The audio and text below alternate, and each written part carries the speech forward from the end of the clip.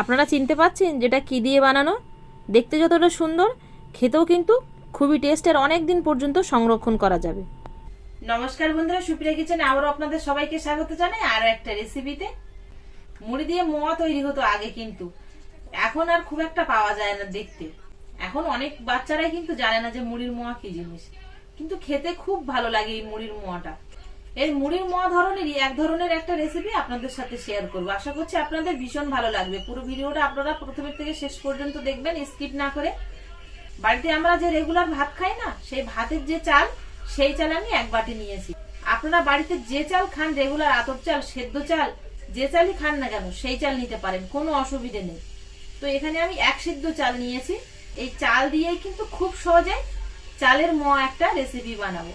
আশা করছি আপনাদের ভালো লাগবে। চালের মধ্যে কিন্তু প্রচুর ময়লা থাকে, তো চালটা প্রথমে আগে ধুয়ে নিতে হবে।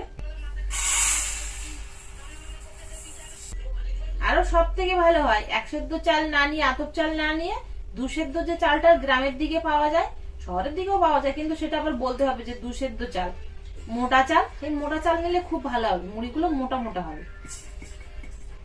এখানে আমি এক সেদ্ধ চাল নিয়েছি, আর এই এক সেদ্ধ চালটা দেখতে দেখুন একদম আতপ চালের মতো, আর একটু সরু সরু। তো মুড়িও হবে কিন্তু সরু সরু, মোটা হবে না। আপনাদের কাছে যদি মোটা চাল থাকে তাহলে মোটা চাল নেবেন, খুব ভালো হবে।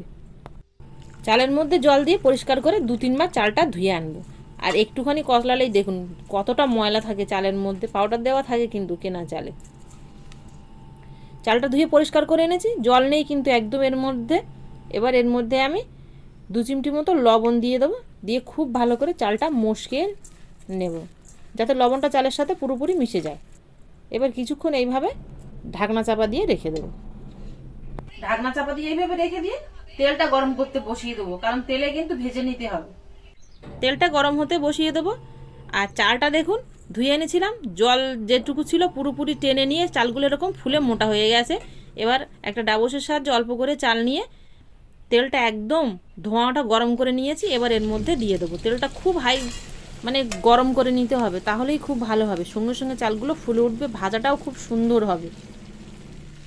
দেখুন, আর এরকম ঘন ঘন নাড়বেন, নইলে কিন্তু পুড়ে উঠবে বা তাড়াতাড়ি লাল হয়ে যাবে, আর কি সাদা থাকবে না। আর আস্তে আস্তে যখন এই বুজবুজ ওঠা কম হয়ে আসবে আর এরকম চালগুলো ফুলে উঠবে, তার মানে মুড়িগুলো হয়ে গেছে, এবার তুলে নিতে হবে। এবার তেলটা খুব ভালো করে ঝরিয়ে নেব। আর দেখুন কতটা লম্বা লম্বা হয়েছে আর ফুলেছে কতটা, দেখুন। এবার আলাদা পাত্রে নিয়ে নেব।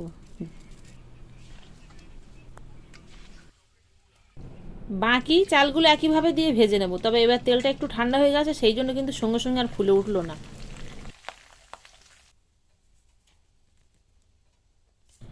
এবার আলাদা পাত্রে আমি 1.5 বাটি মতো জল নিয়ে নেব, আর নিয়ে নেব 1 বাটি চিনি।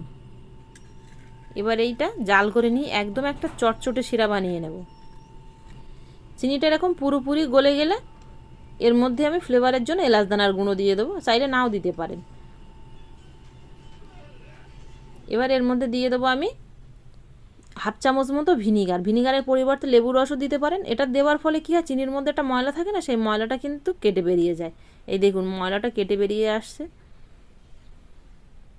এর ময়লাটা একটু তুলে ফেলে দিতে হবে।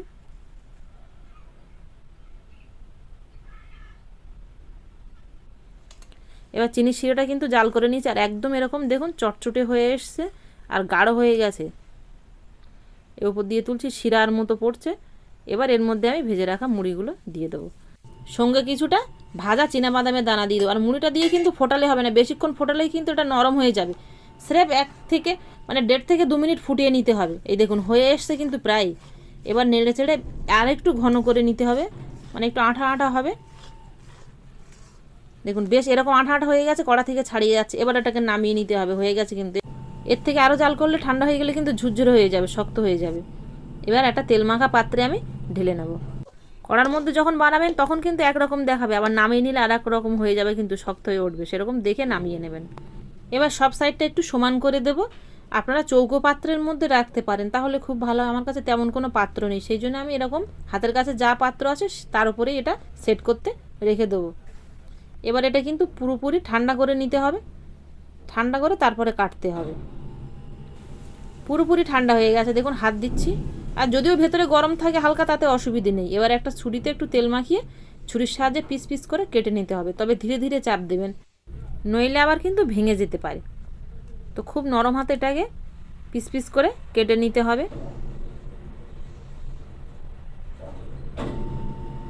এইভাবে একটু ধীরে ধীরে চাপ দিয়ে, আর কাটাও যাবে কিন্তু খুব সুন্দর, ভাঙবে না বা কিছু হবে না। দেখুন কত সুন্দর এরকম সেট হয়ে বসেছে, আর এরকম পিস পিস কিন্তু কেটে যাচ্ছে। এই চাল ভাজার মোয়াটা কিন্তু মুড়ির মোয়ার মতো গোল করলাম না, আপনারা চাইলে গোল করেও নিতে পারেন, তবে আমি এরকম চৌকো চৌকো পিস করে কেটে নিয়েছি।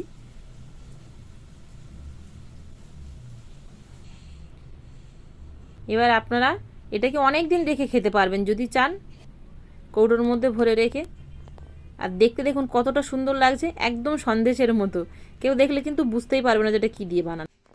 এইভাবে বানিয়ে কিন্তু আপনারা কৌটোয় ভরে অনেক দিন রেখে খেতে পারবেন, যখন খুশি নিজেরাও খেতে পারবেন, সঙ্গে চায়ের সাথেও কিন্তু খাওয়া যাবে। আর বাচ্চাদের যদি হঠাৎ মিষ্টি খেতে ইচ্ছে হয় বা বাচ্চারা যদি বায়না করে, তাদের হাতেও দিতে পারবেন।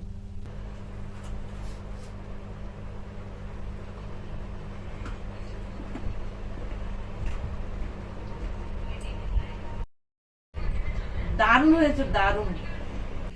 বানিয়ে খাওয়ার পরে কেমন হলো অবশ্যই কমেন্টে জানাবেন। ভালো লাগলে প্লিজ বন্ধুরা লাইক করতে ভুল করবেন না। আবারও দেখা হবে আপনাদের সাথে পরবর্তী নতুন কোনো ভিডিওতে। ততক্ষণ আপনারা সবাই ভালো থাকবেন ও সুস্থ থাকবেন।